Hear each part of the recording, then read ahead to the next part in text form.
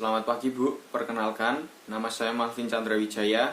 Saya mahasiswa dari Sekolah Tinggi Ilmu Kesehatan Panti Rapih, tingkat 2 semester 3 dengan NPM 2019-23058. Di sini saya akan melakukan promosi kesehatan TBC kepada pasien dan keluarga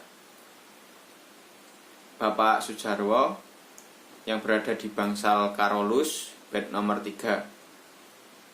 Sebelum saya ke pasien, saya sudah mengeksplorasi diri bahwa saya sekarang sedikit gugup, tetapi setelah saya mempersiapkan materi dan mempelajari konsep dan teori yang telah diberikan oleh dosen kepada saya yakin saya bisa melakukan pendidikan kesehatan ini. Sebelum saya menuju ke pasien, saya izin untuk mencuci tangan terlebih dahulu.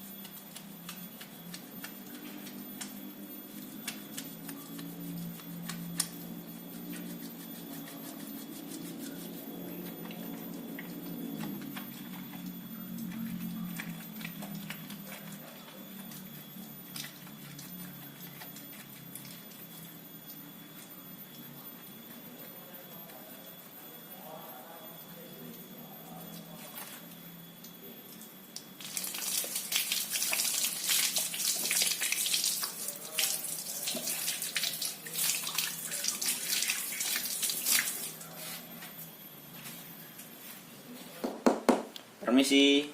Iya. Permisi Pak, boleh lihat gelang identitasnya? Silakan, betul. Tolong sebutkan nama dan tanggal lahirnya ya Pak.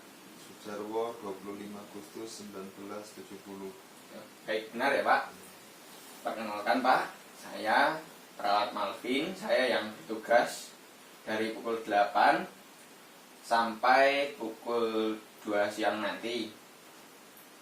Di sini saya akan melakukan pendidikan kesehatan tentang TBC dan membutuhkan waktu sekitar 30 menit ya Pak. Iya. Apakah Bapak bersedia dan keluarga? Bersedia. Baik, jika bersedia, sebelum saya melakukan tindakan, apakah ada yang ingin ditanyakan? Tidak ada, Budi. Belum ada, Budi. Baik, jika tidak, saya akan memberikan poster kepada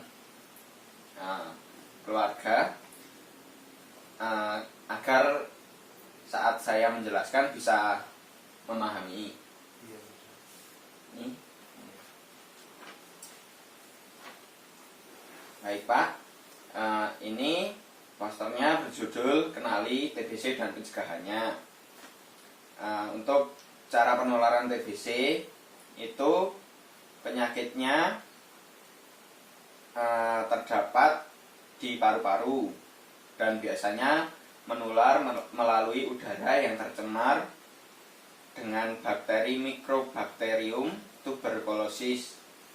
Bakteri itu dilepaskan ketika orang yang sudah menderita TBC melalui droplet atau kontak langsung. Kemudian TBC ini penularannya dapat melalui kontak langsung kulit, plasenta, kadaver, susu, dan droplet Pak. Dan umumnya penularan terjadi dalam ruangan di mana percikan dahak yang bercampur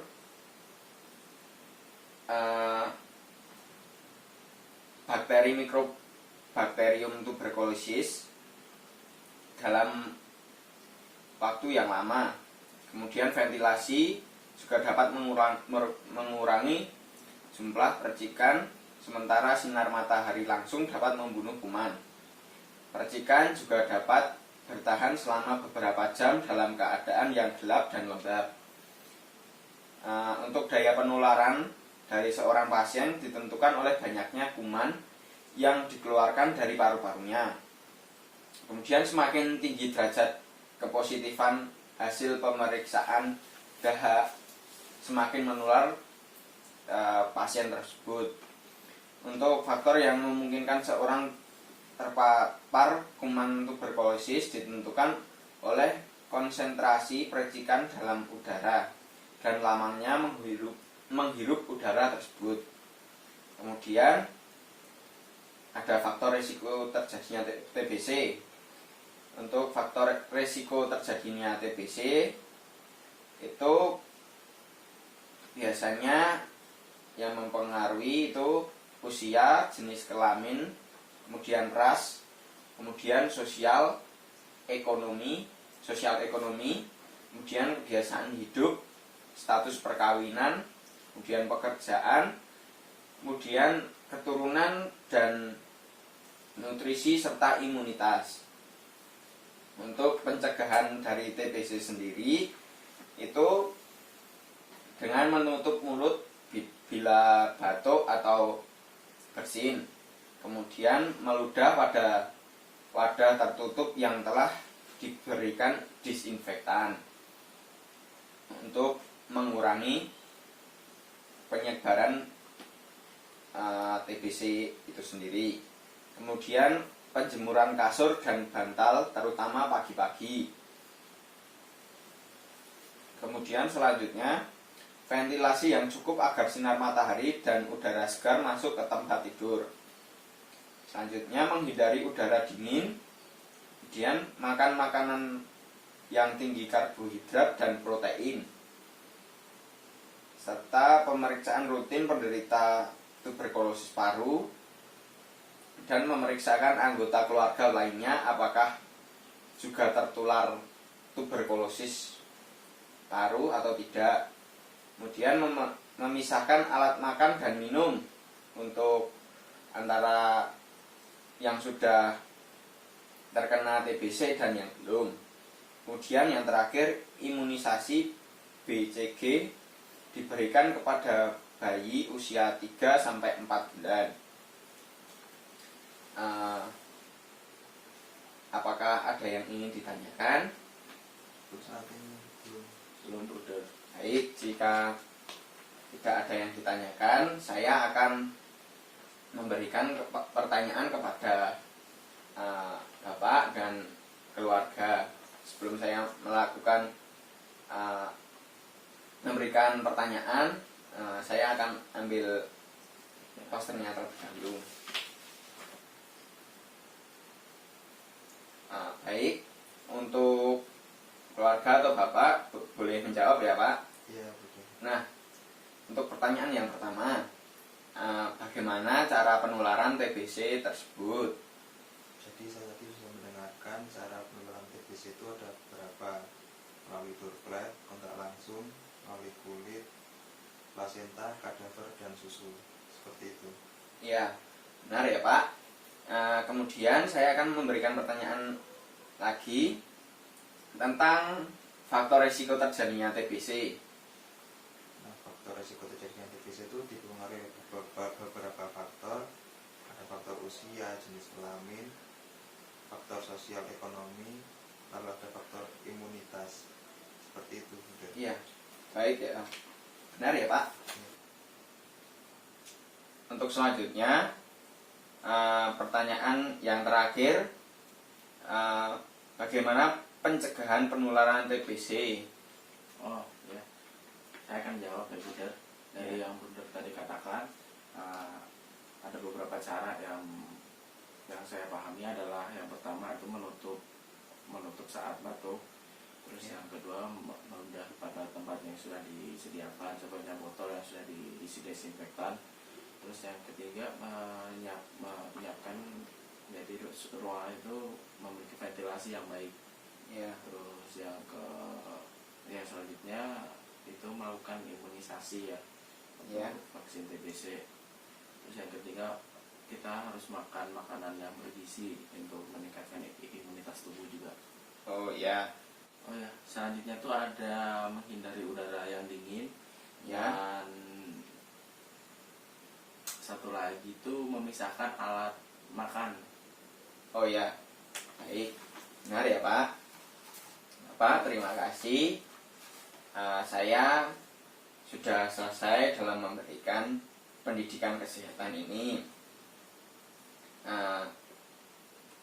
Saya akan kembali ke Nur Station. Mungkin nanti saya pukul 12 akan kesini dan memberikan obat kepada Bapak. Sebelum saya kembali ke Nur Station, apakah ada yang ingin ditanyakan Pak? Tidak ada. Baik, jika tidak ada, terima kasih ya Pak atas kerjasamanya. Mari. Mari.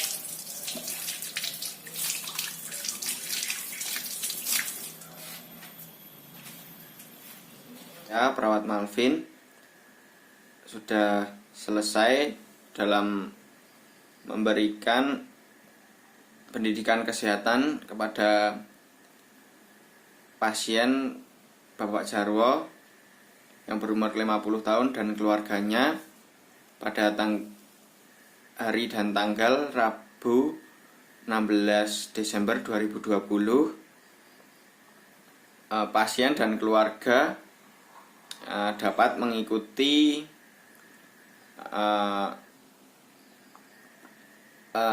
pendidikan kesehatan ini dengan baik, dan pasien dan keluarga bisa menjawab pertanyaan dengan kooperatif yang berguna bagi kesehatan mereka. Terima kasih.